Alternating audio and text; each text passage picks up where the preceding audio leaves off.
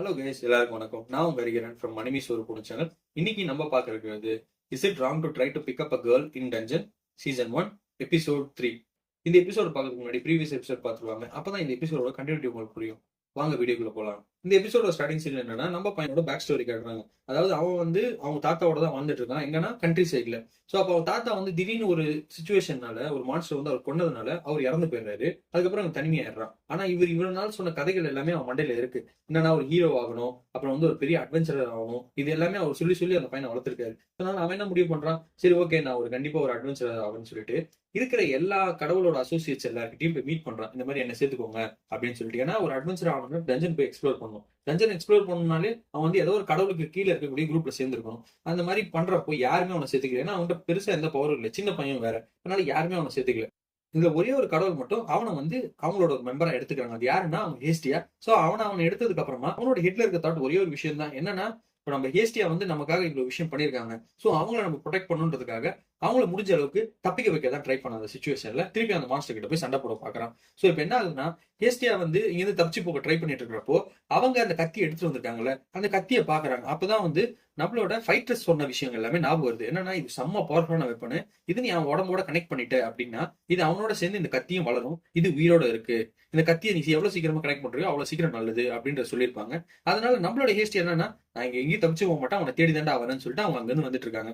இப்ப என்ன இன்சிடென்ட் நடக்குதுன்னா, நம்மளோட கணபதி தான் இந்த கம்ப்ளீட் ஆர்கனைசேஷன் எல்லாமே பண்ணிட்டு இருக்காரு. இந்த கேம் ஈவெண்ட்ல இருந்து எல்லாமே அவங்களுக்கு ஒரு இன்ஃபர்மேஷன் தெரிய வருது. என்னன்னா நம்மளோட குடவுன்ல இருந்து நிறைய மான்ஸ்டர்ஸ் வெளில போயிடுச்சு, செம்ம பிரச்சனை ஆயிடுச்சு, நம்ம ஆளுங்கெல்லாம் அடிச்சு போட்டிருக்காங்க யாரோ ஒருத்தங்க அப்படின்னு சொன்னோன்னா, வெளியில இருந்து யாரோ தான் பண்ணிருக்கணும், கண்டிப்பா நம்ம ஆளுங்க இல்ல அப்படின்னு சொல்றப்போ சோ கணபதி என்ன சொல்றாருன்னா, சரி ஓகே நீங்க முடிஞ்ச அளவுக்கு சீக்கிரமா இந்த ஆளுங்க கண்டுபிடிக்கணும், அதனால மத்த காட்ஸ் இருக்கக்கூடிய ஃபெமிலியர்ஸ் எல்லாருக்குமே இன்ஃபார்ம் பண்ணுங்க இந்த மாதிரி அதை கண்டுபிடிக்கணும்னு சொல்லிட்டு. அப்படின்னு இவங்களோட ஃபாலோவர் என்ன சொல்றாங்கன்னா, சார் எதுக்கு சார் அவங்க கிட்ட நம்ம இதெல்லாம் சொல்லணும், நம்மளே கண்டுபிடிக்கலாமே அப்படின்னு சொல்லவும், இல்ல இது பாத்தீங்கன்னா வெறும் நம்மளோட ப்ரைடு மட்டும் கிடையாது, இது மக்களோட சேஃப்டியும் பொறுத்து இருக்கு. இத்தனை பேர் இருக்காங்க, இவங்க எல்லாமே நம்மளோட பசங்க தான், அவங்கள நம்ம காப்பாற்றணும், அதுக்காக நம்ம என்ன வேணா பண்ணலாம், முதல்ல எல்லாத்தையும் போய் சொல்லுங்க அப்படின்னு சொல்லவும், சரி கடவுளே போயிட்டு வரோம் அப்படின்னு சொல்லிட்டு அங்கிருந்து கிளம்புறாங்க.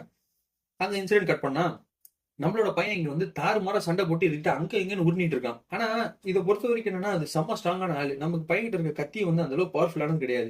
இது ஆல்மோஸ்ட் இவனை ஒரு கார்டுல தெளிச்சு இவனை கொல்ல போற நிலைமை தான். இவனுக்கு இன்சிடென்ட் எல்லாமே ஞாபகம் வருது. என்னன்னா இதே மாதிரி தான் ஃபர்ஸ்ட் எபிசோட்லயும் இதே நிலைமை தான் ஆச்சு. அவன் ஆல்மோஸ்ட் சாவு கிட்ட போயிட்டான், சாவ போறான், அந்த நிலைமை தான். ஆனா அவனை ப்ரொடெக்ட் பண்றதுக்கு ஒரு ஆள் ப்ரொடெக்ட் பண்ணாங்க. இந்த வாட்டி அந்த மாதிரி யாருமே இல்ல. நமக்கு அழிவுதான் முடிஞ்சிச்சு சோழி அப்படின்னு சொல்லி அவன் நினைச்சிட்டு இருக்கானே. கட் பண்ணா என்ன ஆகுதுன்னா, இந்த ஹேனா இருக்கால அவகிட்ட ஒரு விஷயம் வருது. என்னன்னா கணபதி ஆளுங்க என்ன சொல்லியிருக்காங்கன்னா, இந்த நம்ம கையில இருக்கக்கூடிய மான்ஸ்டர்ஸ் எல்லாமே தப்பிச்சு போயிடுச்சு, அதை கண்டிப்பா புடிச்சு வச்சிடணும், இல்லைன்னா பெரிய பிரச்சனை ஆயிடும் அப்படின்ற விஷயத்த சொல்லியிருக்காங்க. அதுக்காக நீங்க வேற கடவுள்கிட்ட இருக்கக்கூடிய ஃபெமிலியர்ஸ் எல்லாமே ரெக்ரூட் பண்ணுங்க அப்படின்ற சொல்லியிருக்கனால அவங்க தேடுறாங்க, யாரடா இந்த மேப்ல போய் தேடி கண்டுபிடிக்குது அப்படின்னு சொல்லி பாக்குறப்போ ஆப்போசிட்ல யார் வராங்கன்னா லோக்கி வராங்க, அப்புறம் நம்ம ஐஸ் வேலண்டைன் வராங்க. இந்த பொண்ணு ஒன்னே போதுமே எல்லாத்தையும் பிடிச்சிடும் சொல்லிட்டு அவகிட்ட அந்த ரெக்வஸ்ட பத்தி பேசிட்டு இருக்காங்க. அங்க கட் பண்ணோன்னே நம்ம பையன் இங்க ஆல்மோஸ்ட் சாவர நிலைமைக்கு வந்துட்டான். இதுக்கப்புறம் அவனால ஜெயிக்க முடியுமா இல்லையான்றது தெரியல. சரி ஓகே எதா இருந்தாலும் நான் அக்செப்ட் பண்ணிக்கிறேன் அப்படின்னு சொல்லி சாவ போறதுக்கு அக்செப்டபிளா இருக்கான். அப்போ அவனை காப்பாத்துறதுக்கு ஒரு பொண்ணு வர, அது யாருன்னு பாத்தீங்கன்னா ஹேஸ்டியா. ஏய் குரங்கு எங்க பாடுறா அப்படின்னு சொல்லி கத்துறா. அந்த குரங்கு அவனை அடிக்காம இவ்வளவு அடிக்கிறதுக்கு வருது. உடனே நம்ம பையன் ஐயோ எதுக்குமா இங்க வந்த அப்படின்னு சொல்லிட்டு அப்படியே நேரா ஓடி போய் அவன் காப்பாத்துறான். ஒரு படிக்கட்டுல 2 பேரும் உருண்டு கீழே விடுறாங்க. காடஸ் எதுக்கு நீங்க இங்க வந்தீங்க, நான் உங்களுக்கு தப்பிச்சு போதானே சொன்னேன், நீங்க இப்படி நீங்க எதுக்கு உங்களை பலியாக்கிக்கிறீங்க அப்படின்னு சொல்றப்போ, நீ என்கிட்ட சொன்னது உனக்கு மறந்துட்டியா, நீ எப்போ என்ன ஆனாலும் என்ன ப்ரொடெக்ட் பண்ணுன்னு சொன்னேன், பிளஸ் நீ சாவே மாட்டேன்னு சொன்னேன், ஆனா இப்ப என்னன்னா நீ ஏன் உயிரை தியாகம் பண்றதுக்கு முடிவு பண்ணிட்ட, இது எப்படி நியாயமாகும் அப்படின்னு சொன்னேன். இந்த பேர் இது ஒரு கத்தி, இந்த கத்தியை நான் உன்னோட அப்கிரேட் பண்றேன், பண்ணனா நீ கண்டிப்பா நல்லா சண்டை போட முடியும் அப்படின்னு இவங்க பேசிட்டு இருக்காங்க. இவங்க பேசிட்டு நேரம் குரங்கு சும்மா இருக்குமா, அது நேரம் இவங்களை கண்டுபிடிச்சு இவங்களை அடிக்கிறதுக்கு வந்துச்சு. நம்ம பையன் ஹேஸ்டியாவை தூக்கிட்டு அப்படியே ஓடுறான். ஹேஸ்டியா இந்த டைம்ல ரொமான்ஸ் பண்ணி இருக்குது. அப்படியே அவங்களுக்குள்ள அந்த டிஸ்கஷன் நடந்துட்டு இருக்கும்போது இங்க பாத்தீங்கன்னா நம்ம வேலண்டைன்ஸ் இருக்காங்கல்ல, அவங்க இருக்கிற எல்லா மாஸ்டரையும் தெறிக்க விட்டுட்டு இருக்காங்க. சுத்தி இருக்க மக்கள் எல்லாம் கிளாப் தட்டி பயங்கரமா செலிப்ரேட் பண்ணிட்டு இருக்காங்க. அப்போ ஒரு விஷயம் ஒண்ணு தெரிய வருது. என்னன்னா மேக்ஸிமம் மாஸ்டர் நீங்க அடிச்சிட்டீங்க, ஆனா ஒரே ஒரு பெரிய கொரிலா மட்டும் தச்சு போயிடுச்சு, அது எங்க இருக்குன்னு யாராலையும் ட்ராக்கே பண்ண முடியல, அது எப்படியாவது நீங்க கண்டுபிடிச்சு டிஸ்ட்ராய் பண்ணுங்க அப்படின்னு சொல்லவும், இந்த அம்மாக்கு தான் கொஞ்சம் இயரிங் சென்ஸ் ரொம்ப அதிகம் இல்ல, கண்டுபிடிச்சது எங்க இருக்குன்னு சொல்லிட்டு அந்த டைரக்ஷன் நோக்கி ஓட ஆரம்பிக்கிறாங்க. அங்க கட் பண்ணா என்ன ஆகுதுன்னா, நம்ம பையன் ஒரு சின்ன சந்து மாதிரி ஒன்று கண்டுபிடிக்கிறான். கண்டுபிடிச்சு அதுக்குள்ள பேர் 2 பேரும் ஒழிச்சுக்கிறாங்க. எதுக்காக அந்த ஸ்வாட அவனோட கனெக்ட் பண்ணுன்றதுக்காக. அந்த கனெக்ஷனால தான் நடந்துட்டு இருக்கு, அதை பண்ணிட்டு இருக்காங்க. இந்த குரங்கு அங்கங்கன்னு தேடி இருக்குது எங்கடா இருக்கீங்கன்னு சொல்லிட்டு இவனோட உடம்போட அதை கனெக்ட் பண்ணதுக்கு அப்புறம் இவனோட ஸ்கில் செட் பாத்தீங்கன்னா அப்படியே அட்மோஸ்ட் 10 டைம்ஸ் இவனுக்கு பவர்ஃபுல்லா ஆயிடுறான். உடனே அந்த கத்தியை கொடுத்துட்டு இனிமே நீ சண்டை போடுறா அப்படின்னு சொல்றாங்க. குரங்கு வெறும் பார்த்து தான் கண்டுபிடிக்குதுன்னு நினைச்சேன், ஆனா பயங்கர மோப்பம் முடிச்சு கண்டுபிடிச்சிச்சு எங்க இருக்காங்கன்ட்டு. இவங்களை தேடி அட்டாக் பண்ண வரவும் நம்ம பையன் பாத்தீங்கன்னா முன்னாடி வந்து ரொம்ப ஸ்லோவா ஓடணும், அது வந்து அட்டாக்கிங் வந்து ரொம்ப கம்மியா தான் இருந்துச்சு. ஆனா ஒன்ஸ் இந்த கத்தி எக்யூப் ஆனதுக்கு அப்புறம் அப்படியே பயங்கரமா ஓடி வந்து அட்டாக் வேற லெவலுக்கு பண்றான். அப்ப நம்மளோட ஹேஸ்டி என்ன சொல்றாங்கன்னா, உன் கத்தியை நீ நம்பு, உன்னை நம்பு, பிளஸ் உன்னோட கடவுளா இருக்கக்கூடிய என்ன நம்பு, உன்னை யாருமே தடுக்க முடியாதுன்னு சொல்றாங்க. இவன் பறந்து பறந்து அடிக்கிறான். ஒரே ஒரு விஷயம் தான் அவன் மண்டையில இருக்குது, எப்படியோ நான் அதை டிஸ்ட்ராய் பண்றேன்னு சொல்லிட்டு பயங்கரமா அடிச்சு கத்தி எடுத்து அப்படியே நெஞ்சில சொருகிட்டு அப்படியே வந்துடுறான். அவன் நெஞ்சில சொருகணும்னு கொஞ்ச நேரத்துல செத்து போயிடுது. செத்து போனதுக்கு அப்புறம் அதுக்கிட்ட ஒரு டைமண்ட் விழுது. சுத்தி இருக்க மக்கள் எல்லாம் பயங்கரமா பாராட்டுறாங்க, சூப்பரா சூப்பரா கெத்ரா நீ அப்படின்னு சொல்லிட்டு பயங்கரமா பாராட்டுறாங்க. இந்த டைம்ல தான் நம்ம வேலண்டைன்ஸும் வந்துட்டாங்க. வந்து பாக்குறாங்க, சூப்பர் இந்த பையன் பயங்கர ஸ்ட்ராங் தான் அப்படின்ற மாதிரி பார்த்துட்டு அவங்க அங்க இருந்து போயிடுறாங்க. இப்ப என்னன்னா, இவனுக்கு இந்த அளவுக்கு பவர் கொடுக்கறதுக்காக நம்ம ஹேஸ்டியா ரொம்ப பவர் யூஸ் பண்ணனால மயக்கப்பட்டு வந்துருவாங்க. ஐயோ என்னங்க ஆச்சுன்னு சொல்லிட்டு அவங்க அப்படியே தூக்கிட்டு போறான்.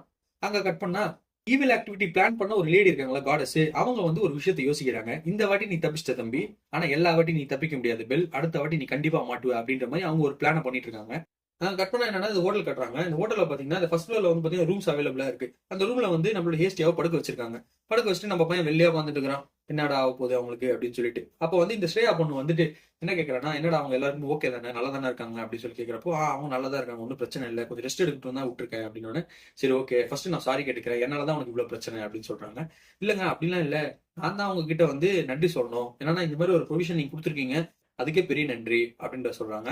சரி அதெல்லாம் விடு, நீ அங்க சண்டை போட்டது வந்து பார்த்து எல்லாருமே பயங்கரமா பாராட்டினாங்க, நானும் பார்த்தேன், செம்மையா பண்ணேன், எனக்கு உனக்கு ரொம்ப பிடிச்சிருக்கு அப்படின்றத சொல்றாங்க. ஆல்மோஸ்ட் இந்த பொண்ணு லவ் தான் பண்ணுது அவனை. அப்புறம் நம்ம பையனுக்கும் பிளஷ் ஆயிட்டு சரி ஓகே அப்படின்னு சொல்லிட்டு அங்க ஒரு டிஸ்கஷன் போயிட்டே இருக்கும்போது நம்மளோட ஹேஸ்டியா வந்து ஏஞ்சிடறாங்க.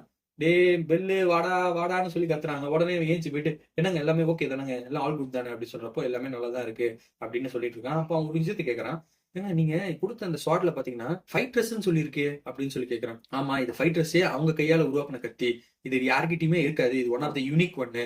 சோ இது உன் பவரை வந்து ரொம்ப என்ஹான்ஸ் பண்ணும், நீ எவ்வளவு வளர்றியோ அதுக்கேற்ற மாதிரி இதுவும் வளர ஆரம்பிக்கும், அதனால இது எப்பவுமே பத்திரமா வச்சுக்கோ அப்படின்னு சொன்னோன்னு இந்த பையன் கண்ணீர் விட்டு அழுகுறான். ஏன்னா ஒரு கடவுள் வந்து ஒரு சாதாரண ஒரு மனுஷனுக்காக போராடணும்னு நினைக்கிறாங்க. எல்லா கடவுளுக்கும் எல்லா சக்தியும் இருக்காதுல்ல. அவங்க ஆனா மத்தவங்க கிட்ட கேட்டுதான் இந்த பவரை வந்து கொடுக்கணும். சோ அந்த விதத்துல பாக்குறப்போ கடவுள் மனுஷங்களை சப்போர்ட் பண்றது ரொம்பவே அதிகமான லெவலா இருக்குன்றதை இதுல காட்டுறாங்க. அங்க கட் பண்ணா என்னன்னா டஞ்சன் காட்டுறாங்க. அங்க பாத்தீங்கன்னா ஒரு சின்ன பொண்ணு அவ்வளவு பெரிய பேக்கை வேர் பண்ணிட்டு வந்துட்டு இருக்கு. சீக்கிரமா எவ்வளவு நேரம் உனக்காக வெயிட் பண்றது, வேகமா வா அப்படின்ற சொல்றான். அந்த பொண்ணு அப்படியே மெதுவா வந்துட்டு இருக்கு. இப்படியே வந்து வச்சுக்கோ, ஏதாவது மாஸ்டர் புடிச்சு குத்துருவேன், நீ இருந்து வேஸ்ட் தண்டா நாயே அப்படின்னு சொல்லிட்டு அவளை அப்படியே திட்டிக்கிட்டே கூப்பிட்டு வந்துட்டு இருக்கான். இதோட இந்த எபிசோட் முடிக்கிறாங்க. அடுத்த எபிசோட் இன்னும் இன்ட்ரெஸ்டிங்கா இருக்கு, அதை நாளைக்கு பார்க்கலாம். And then bye from you Hariharan from மணிமேஸ்வர் குடிச்சாலும். தேங்க்யூ.